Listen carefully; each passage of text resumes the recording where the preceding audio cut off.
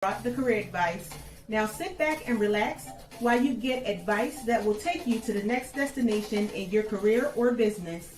And now, Katrina Brittingham.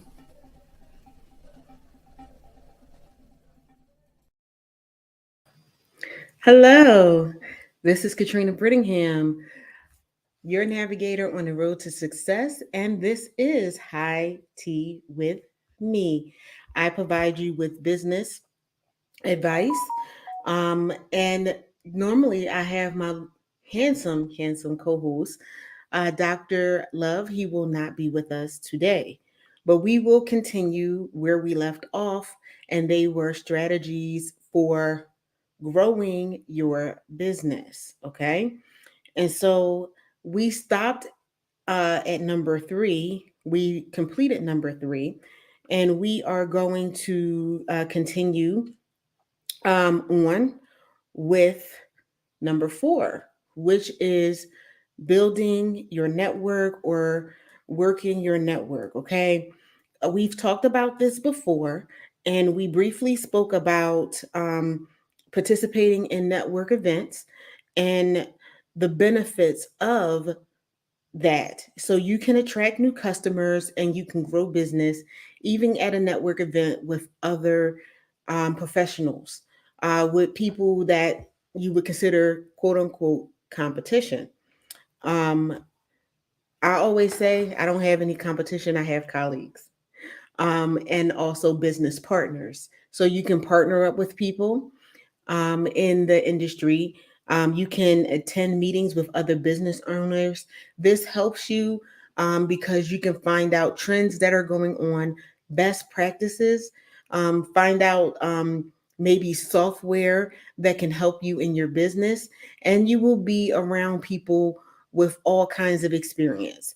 And you can learn from anyone. You can learn from people who are seasoned, and you can learn from people who are not as seasoned in business per se, but they may have a tool or they may have advice or they may have information that you do not have. So it's always good and productive to meet with other businesses in your area, other businesses outside your area when you go and do a conference out of town. You can join the Chamber of Commerce, where other businesses speak and entrepreneurs speak about things that they are going through, help that they need, and you may be able to also provide advice or um, a tool that someone can use. Two heads are always better than one, and many heads are always great, because you have people who are in your industry or may be in other industries, but small businesses have a lot in common. You can always to also find people who may be able to help you get things done, virtual assistants, IT, those type of things help you in your business. Okay. The next thing that you can benefit from by broadening your network is at these events that you have, there's always an opportunity to set up a booth to promote your business. You can have items that you sell if you have products, even if you have services, you can have brochures. If you're an author, you can have books. You can have articles that you have written, but it's an opportunity to engage um, your peers and let them know what you have to offer. At these conferences, also, depending on where they are, a lot of them are at hotels. You can pick up business when people see your booth, or even when they see you walking into the to an event. I have picked up clients just by being at a certain conference. It's like, oh, you do this, I could really use your services. And this is while you're at the event, just walking back and forth. People being curious about what the conference is and what it entails. And it gives you a chance to give your business card, if you still do business cards, or email somebody or provide them with your contact information. I've always had business cards with me, but I also had the ability to provide information electronically for those people who are more tech savvy. Um, however customers want to be met. If you have the opportunity to share it that way, then share it that way. I've even had my phone for somebody who was like, well, send me your contact. Oh, can you tap your phone and send me your contact? I have been able to do that even as well. So it depends on your level of um, tech savviness and how you want to engage people. You can engage them at the conference. Um, you can also speak as an industry expert. This actually puts something and some flair on your resume that you are a speaker, that you spoke at these national conventions or seminars. It's a way to get your name out there as you're speaking for the event. You can have people who may want you to speak at another event. You also have the advertisement that you get from the association that they put out there on the website, as well as your promotion. So as people search for your business, search for your name, the places where you have uh, the places that you have um, um, spoken will come out in advertisements. I'm sorry, because as I was speaking about speaking at an engagement and getting a client, I just got a notification for a potential client. So that's just like ironic. So so see, because this platform goes out to different platforms and everything like that, is marketing for that type of service. So you never know when a client might pop in. So I say that to say advertisement is advertisement and marketing is marketing, and you just never know when your client is going to come in. All right, so that is number 4 for building and growing your business. And let me just go back to the title. It says how to grow your small business in 10 easy steps. Okay, so now we are at number 5, and I have to go back down to number 5. Um, Technology being what it is. So, number 5 is practice corporate social responsibility. So, being who we are and being in society, many customers want a company that matches their values. So, how do you do that? You are getting um, involved in community events. So, getting involved in community events is, if you have a favorite charity that you want to sponsor as part of your business or to get involved with your business, you can do that. You can donate time to a Boys and Girls Club. You can donate time to a local shelter.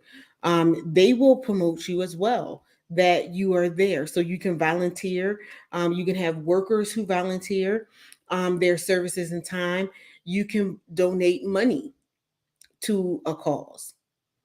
Okay. So that helps you, um, number one, get um, advertisement, but it also, you're helping the community. Most businesses have a foothold in the community because they're out there and they're helping the community financially, even with their employees. If you're with a larger organization, you'll probably see this a lot, where they'll advertise to, or promote, I'll say, to their employees to volunteer for different things. Okay, so um, you know, you can even make your business green. I know when I started my business was a green business. Even though I did writing, I was a resume writer starting out. Well, my resumes were electronic and I sent them out electronically to my clients. So guess what? That decreased my footprint. I was a green company. I still am a green company. So I didn't do a whole bunch of printing, which saved money. didn't do a whole lot with like postal services, which saved on gas, which brought my carbon footprint down. And I did promote the fact that the services that I provided was electronic. So no, I did not use paper. So that, brought me down when it came to things like that. And there are people who really appreciated that. So if that's what what your thing is, you'll have people who come to you because you are saving the environment. Okay. So you can also, we talked about volunteering at local food banks. You could have a day where you clean the community, the open spaces, the local parks, things like that, to help the community out, to show that your business is serious about investing in the area that you are doing business, becoming a part of the actual community. You might be someone who produces sustainable products as part of your business model. So things that are environmentally friendly. Maybe you won't don't use again paper or plastic or something like that. Um, Good evening, Stephanie. How are you? We have someone who popped in into the chat. Feel free to comment and share your thoughts on this topic. Or if you have any questions, let me know. All right. So that leads us to number 6, and it's form strategic partnerships. So I kind of um, mentioned that earlier in number 4. So you can have strategic partnerships with another business that can help you reach a broader network, a network that you may not have been able to reach on your own. Um, you just would make sure that this aligns with the growth strategically of your company. So I have a strategic partner with SIBN. They are a company that I partner with to have my network, my TV shows, and radio shows. They align with my strategic goal. I also have a strategic partnership training with them that just actually started. But again, it aligned with my strategic goals. So again, you can partner with companies that help you grow where you want to go. And this company allowed me to be international. I never would have been able to reach the places that I am reaching without the strategic partnership that I have with SIBN. Okay.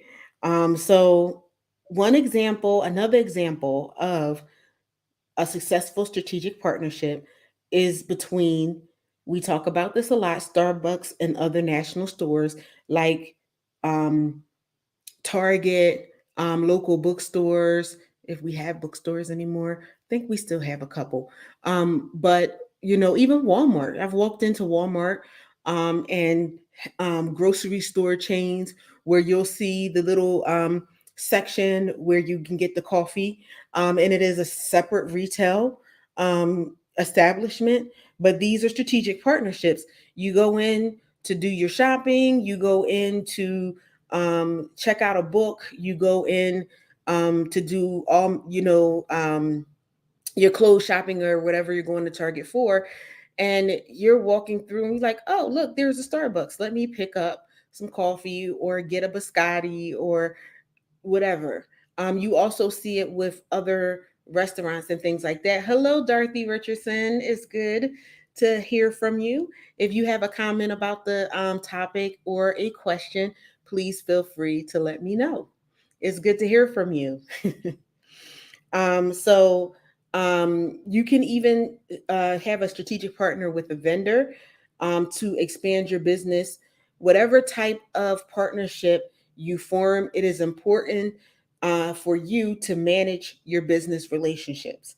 And we talked about building relationships and what relationships are. And I'll go back into that a little bit, and to maintain effective vendor relationships. This relationships is not just oh, I'm doing business with you and that's it. A relationship is just that. It is a relationship. It is a give and take. It is caring about the overall person, the health of the person, how the person is doing. Um, a lot of times people send birthday cards. They may send holiday gifts and greetings with that strategic partnership. Having lunch, non maybe not even non like having non business lunch, just a catch up lunch just to see how the person is doing. So you want to make sure that you build that or overall relationship. You know, it is just like any other relationship. If you're in a relationship where all you're doing is giving, or someone contacts you just when they need something, then you know it's not much of a relationship, and you're going to consider ending that relationship. It is the same thing in a business partnership. You don't want to reach out to someone only when you need them. Okay. You want to reach out to them. It's not saying you have to talk to them every day or whatever, but as I stated, maybe a birthday card, maybe a business anniversary. If you know something about that, okay, this person been in business for this amount of time. This is the month of their birthday, the anniversary of the business, of them starting the business.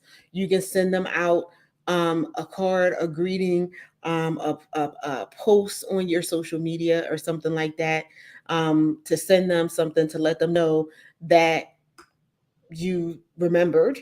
Those kind of things are important. Okay. Um, you might consider franchising your business, your small business, if you are able to do that. Um, yes, Dorothy, that having the relationships are important, and it's good to hear from you too. So um, one of the strategies, and I actually had someone who came to me about franchising my business. I'm not sure I'm at that place just yet, but who knows? Um, I know for certain things I do have that in mind, but we will see where that goes.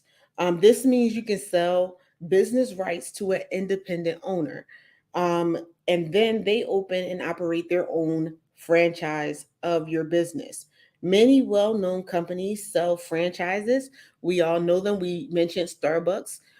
We have McDonald's. We have Burger King, so on and so forth. But it's not just um, that. There are retail establishments, um, any retail establishment that you look at potentially could have an independent owner and operator of that business. So, for example, I have Venture Ready Broadcasting Network. I could sell stations, I could sell networks under my business. So that is a form of franchising. So if you're looking for a radio show, you can do a radio show, you can do a whole station and bring in shows under yourself. You can have a network, which is TV and radio.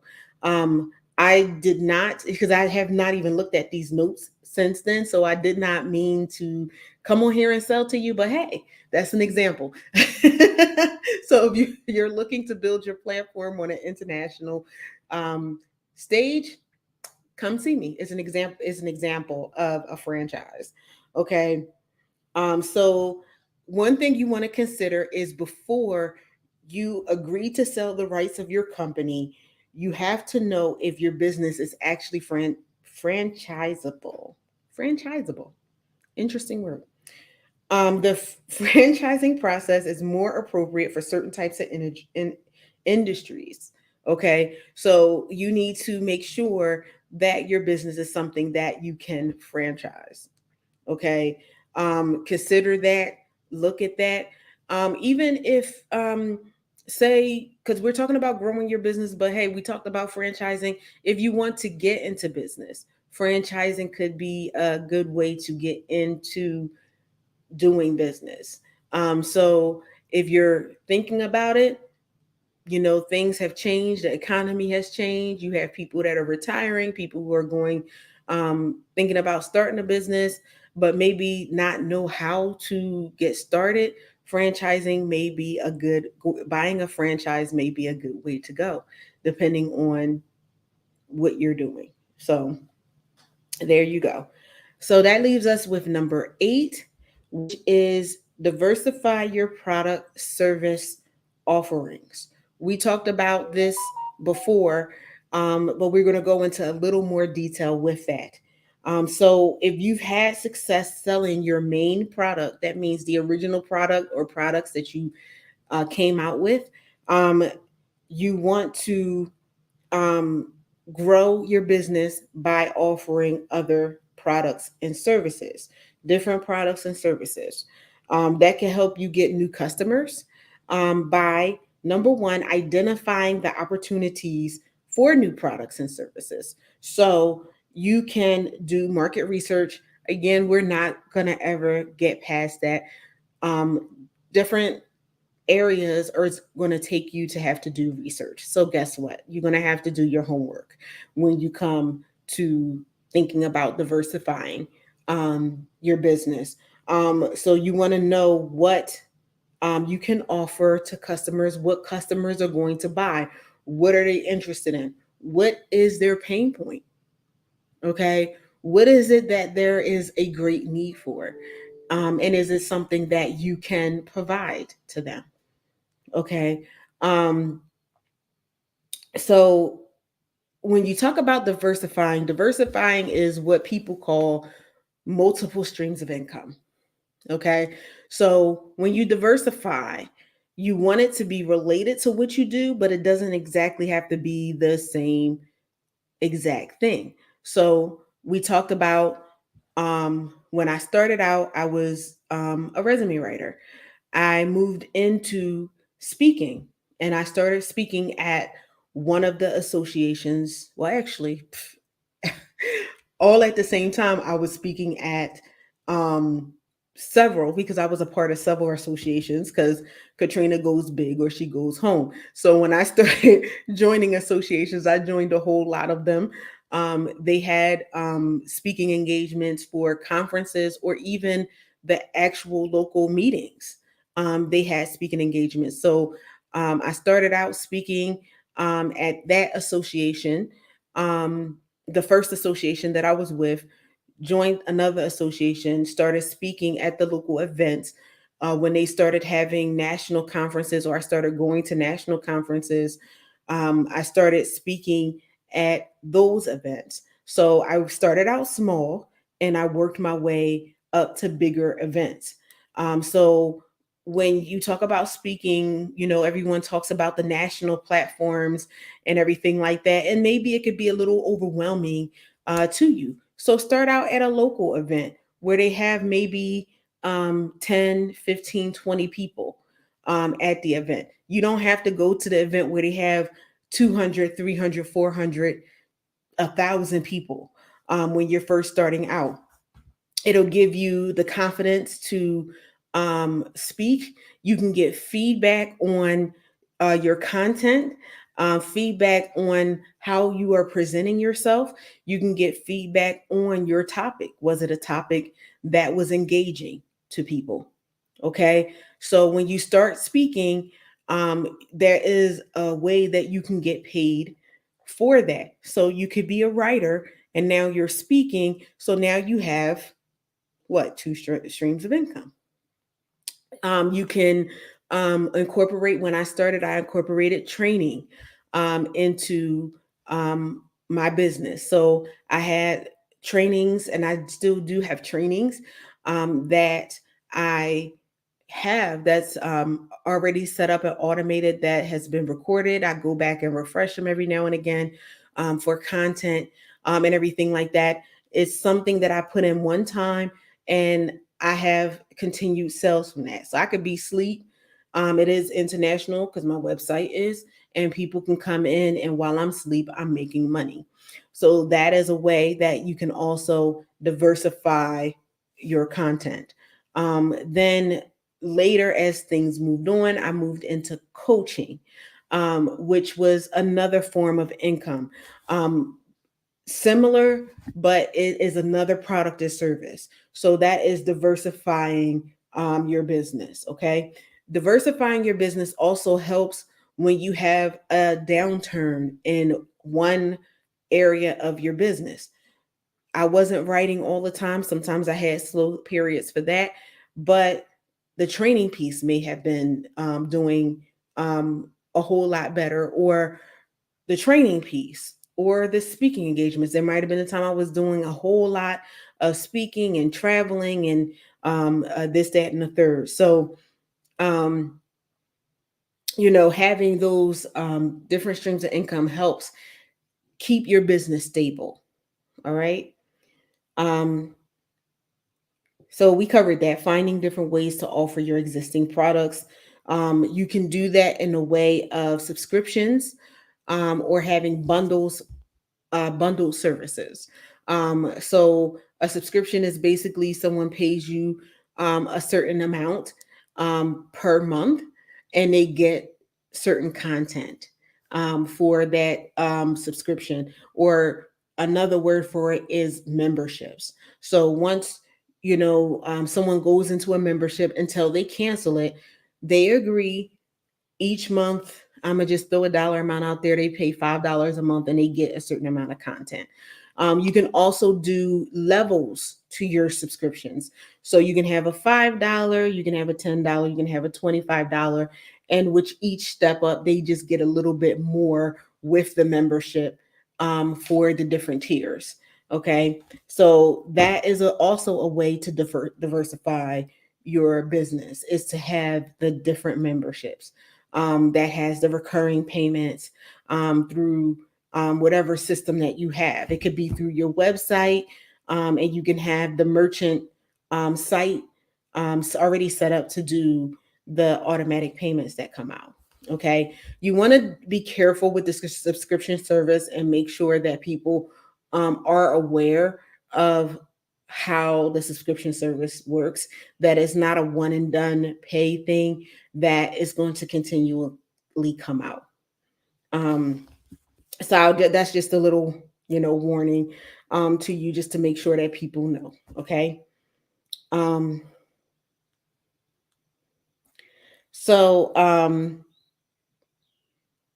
that I just let you know how my business grew by diversifying content, um, and how it, how I did it, and how I did it in tiers. So when you're diversifying, what you want to do, just to help you be sustainable, is to not grow too fast.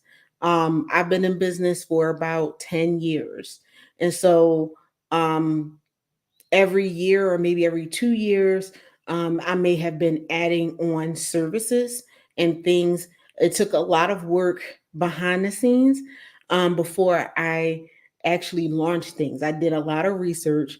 I did a lot of background things, made sure that my systems and everything was in place before I went out there to do it. I also made sure that what I was doing prior to that was set up, and I had that stable so that I could move on to what I needed to do in other places. Um, so you want to do that. You want to make sure that your primary business, or the business that you first started out, is solid. You may need to pick up employees or subcontractors as you move into the other area, or move and have someone do that. You might need to have someone manage your social media, those types of things, just to free you up so you can do some of the things that need to be done, and to make sure that things are done smoothly and professionally as possible. So I'm going to say this, and then we're going to break for a commercial real quick for 30 seconds, and then we will be back. I cannot believe we are already at the half hour. Um, I got a little spoiled having my little co-host here. So is has been different for me to be here by myself, even though I started out doing this by myself. But you just want to make sure that you are covered. So let's just go back through that. You want to make sure that you um do your market research to find out what people want and what they need, what they're willing to buy, and everything, and find out what your niche will be when you start diversifying, okay? And where they are and how to get to them. You also want to find different ways to offer your product and service. So, we are going to go to break and then we are going to come back and we are going to pick up with number 9. The business and entrepreneurial world is full of talk. Talk, talk, talk, talk. Enough. We take everything you've learned, leverage it, and give you the actual tools you need to put all the talk into your walk. Attend the conference that's all about action, strategies, and real ROI. Your executive GPS ticket includes access to seminars and workshops where you'll learn business financing, such as loans, grants, venture capital, and angel investors. Business strategies, human capital strategies, such as hiring contractors versus employees. Government contracts. Register today. www.theexecutivegps.com.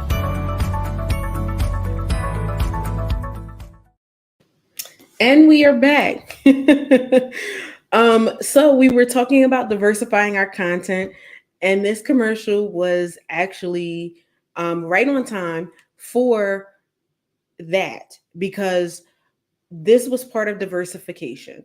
Um, I started out, like I said, being a resume writer. I specifically work with people who were in transition, people who were mid career and in transition.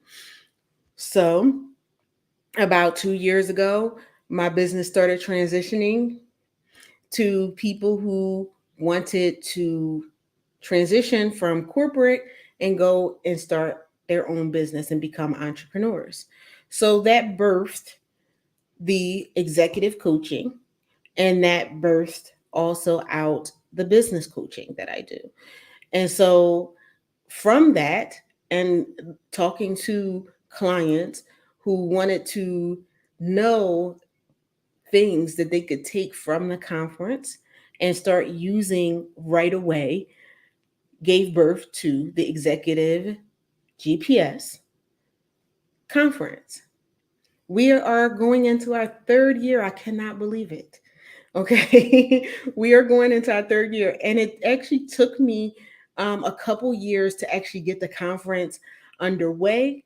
I did my research. I spoke to a whole lot of people who, and people were just coming to me too. And I'm like, oh my goodness, I'm working on something. I'm going to get back to you. I have an opportunity for you. And it took me maybe about 2 years from the time I spoke to the first person. And when I finally um, rebranded to include the executive coaching and the business coaching, I reached back out to those people and I was like, remember about this while ago? I said I had something for you. Well, this is it. This is the brainchild, and it's going to start in October. What do you think?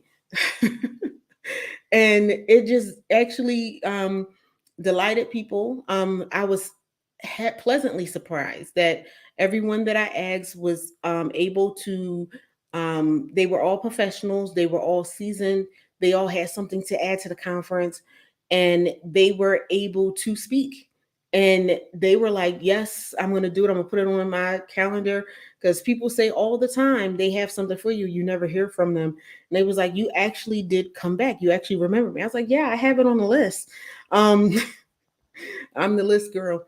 I was like, I had it on the list. I said, I remembered you. I knew that you would be perfect for this. So again, diversification, depending on what you're doing, you might um, be able to do a conference or put a conference together um, for what you do, and bringing in speakers. That's a part of building your relationships with people. And again, I didn't just reach out to them when I needed a speaker. We did maintain a relationship. We just didn't speak about that because I was still working on things in the background. And so, again, going into the 3rd year of doing this conference, which will be at the end of October, um, October 31st is always the first day of the conference. And so you'll be getting more information about that. If you're interested in getting tools to build your business, things that you can use from the time you leave that specific workshop that you're going to be in, you will be able to um, use those tools, and you will be able to build your network because there will be other professionals there who you can network with. I've had people who picked up speaking engagements and everything like that just from speaking there and partnering with other people. So there you go. There's an opportunity for you. Be on the lookout for it. It will be posted on the social media platforms. So whether you're looking on YouTube, whether you're looking on um, LinkedIn, Facebook, Instagram, wherever you are watching this broadcast, you will get information about that. So be on the lookout for it. You might be called on to speak. So be prepared. Okay. So you want to be able to extend out to new markets. Franchising gives you a chance to increase your customer base, but if your base is not does not have the ability to be to franchise, there are alternatives that you can have, such as expanding your business. If you are someone who ships things out, you can maybe start shipping internationally, do some exporting. It means that you can ship your products and services all across the globe. Um, hey, Amazon started some way, so you could be, I'm not gonna say competition for them, but you can do what you need to do and put your little foothold in the market as well. Okay, so you can leverage global platforms that people can use in different countries to purchase your services, um, and sell your products online. Okay, so that's one of the benefits, the opportunity to open your business in new locations. So you can open a business in insert country here. I'm not going to put any companies out there if you want brick and mortar. But right now we are in a global economy, so you can have um um your businesses online. Like again, I have the network. I have people from all over the globe who can and do set up their radio shows and everything like that from all across the globe. And these are different locations that are available for them to do that. So that's an example of that. You can access more customers and businesses because now you are on another shore. So this is an opportunity to build your business out. Okay. So you can take your business global and give your company opportunity to increase market share in those geographic locations. Okay, so now we're on number 10. So is number 10 is to measure what works and refine as you go. This is very important because when you go into business, there are going to be some things that work. There are going to be some things that don't work. So looking at what works is building upon that and expanding that, and the things that are not working, kind of easing them off, or maybe is not performing the way you necessarily want it. So maybe it's working, but not as good as you want it to work. You may be able to tweak some things and continue on with that. So you want to keep up with that. So you want to be looking at how your business is working. Take the analysis, um, do the surveys for your customers to find out what works, what's not working, what you could do better. Okay. And taking that feedback and actually using that feedback to grow. So that is what you can do. You can also look at performance online. If you use Google Analytics, it's going to tell you who's coming to your website. So say if you have a online business, you can see who's coming. You can see how long they're on there. You can see if they clicked off your uh, product or service. You can tell if they even got, depending on the system that you have, your merchant system, if they got hung up in your funnel. We talked about funnels last week. If they got hung up in your funnel and just gave up because maybe your funnel was a little too complicated. These are the things that you can see and you can tweak so that things can get better. Okay. So, while you have a variety of strategies that you can use to grow your business, um, it's important that you measure what's working. We talked about that. For example, if you create a customer loyalty program and it's not improving your customer retention, you may want to change your strategy. Like, what is going on? Where are people getting hung up? Is it a are you giving something that people want to use? Like, so say you have a customer loyalty program and you give um a 10% discount. Are people, using that 10% discount? Is it are you using a service where people are going to come back and use that 10% discount?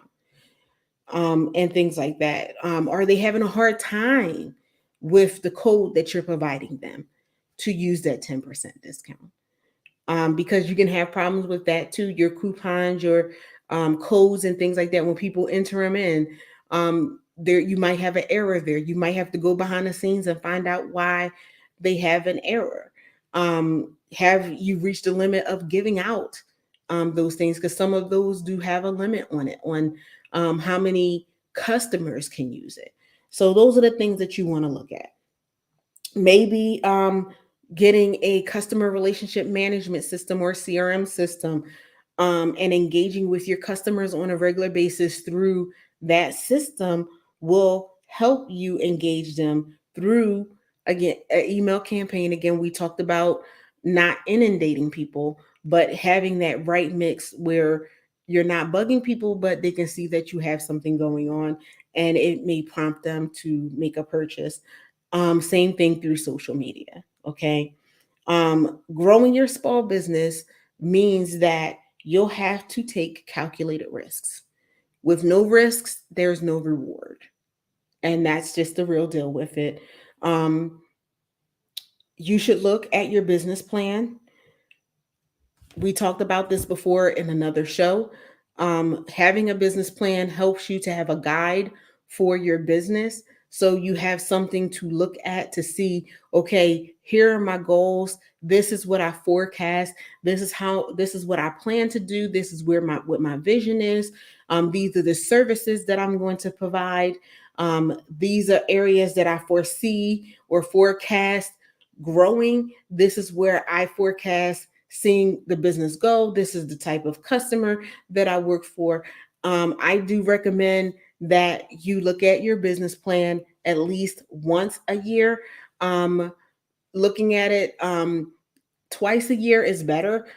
Looking at it quarterly is even better because you can see, okay, this is what I plan to do in this year. This is where I ended up. And where did it I go wrong, or where did I veer off, or maybe I did a whole lot better than what I anticipated and forecast. If you do it quarterly, when I first started out, I was looking at my business plan quarterly. Was I making my first quarter goal? Was I making my second quarter goal? Did I come short? Can I make it up in the second quarter? Like, what did I do? How did I perform? So it depends on you. It depends on your time, but you do want to frequently look at it at least again once a year. You don't want to, and even refine it, on a regular basis. Okay, this is what I perceived. And so now it's like, okay, this is what I did last year, and this is what I did this year. And you can even have that in your business plan: performance this year, performance last year. Um, even you even have a financial plan there, of where you anticipate. Where are you getting your financing from? Are you getting grants? Do you have a plan for getting grants? Are you getting angel investment money? Are you getting loans? How are you spending that money? What is your expenses that you anticipate? Did you come under that? Did you just meet it? Did you exceed your expenses? What profit are you looking for? These are the things that you want to take a look at, and they are key to growing your business. And if you're not meeting it, making those changes so that you can meet them next time.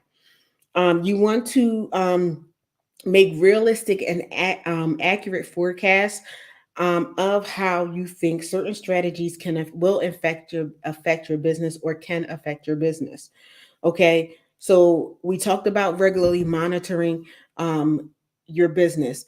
As far as making goals, everybody talks about making goals and everything. I am a advocate of SMART goals. Your goals need to be specific. They need to be measurable. They need to be attainable. They need to be realistic, and they need to be time bound. And make sure that you're going back regularly so you can see if you've met all of those goals. One of the things that it people tend to fall short in when it comes to SMART goals is the time, going over the time. And when it comes to making a goal obtainable, sometimes, to get to the bigger overall goal, you need to make several small goals. And I loved it when I went through a training that was talking about goal setting. And it was an elephant on the page, and it says, how do you eat an elephant? One bite at a time. And so when you make your small goals and you reach those goals, it helps you to get to the overall big goal. And it doesn't look as it doesn't feel as taxing or overwhelming.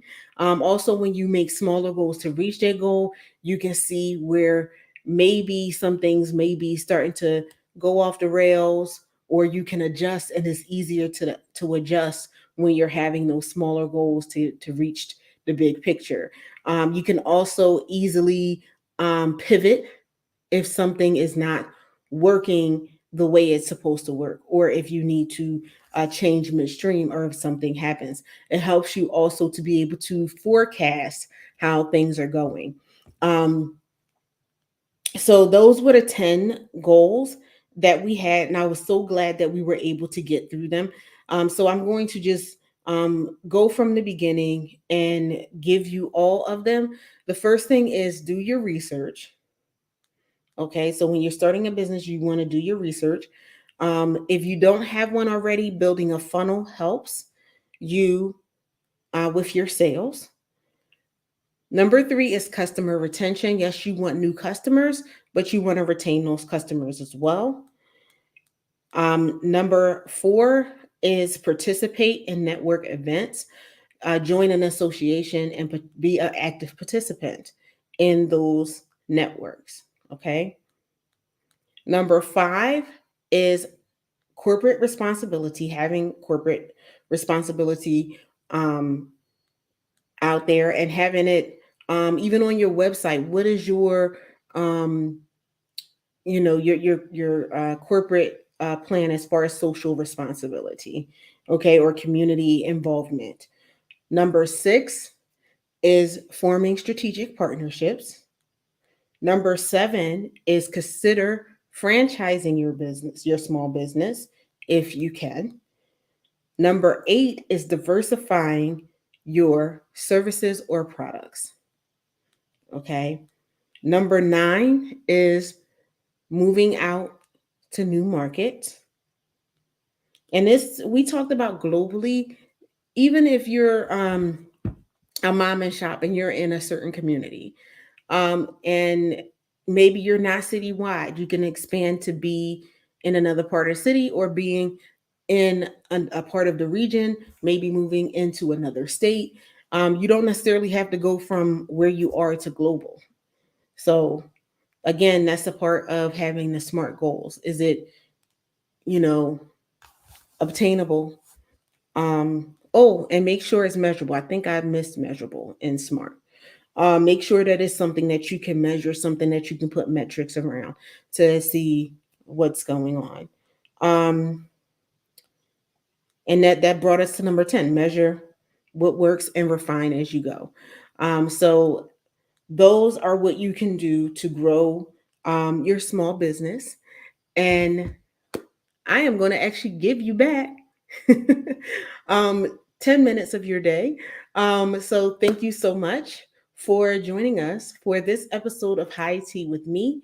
And if you have any questions that you didn't want to ask during a live show, you can always reach out to me at info@ventureready.net.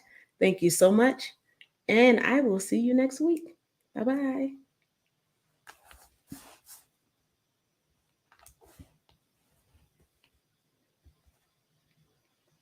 I think my engineer is waiting for me. Thank you, Dorothy. Thank you for joining us for another episode of High Tea with me.